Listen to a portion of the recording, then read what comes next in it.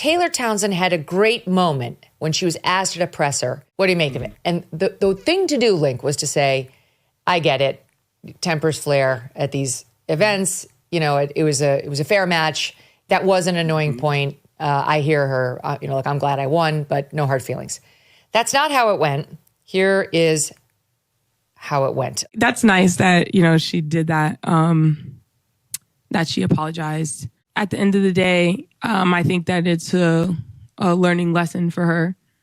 You cannot push your expectations on other people. And that's ultimately what happened. She expected for me to react a certain type of way, and I didn't, and it infuriated her, and which led her to say things that are hurtful, that are belligerent, that are offensive, not only to me, but, to the sport and, to a whole culture of people that I try to do my best to represent the best that I can.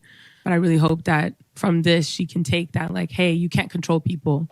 And it's better just to focus on yourself. Here's a little more from post the match, right after the match that Wednesday. Taylor Townsend again, SOT 3. A lot of black people hearing no education, no class would be interpreted, and rightfully so, as a dog whistle. Do you believe that had racial undertones? I can't speak on what her intentions were. I can only speak on how I handled the situation. And saying I have no education and no class, I don't really take that personally because I know that it's so far from the truth. And if I allow what other people have to say about me affect me in that way, then they win. I didn't take it in that way. But also, that has been a stigma in our community of, being non-educated and all the things when it's the furthest thing from the truth.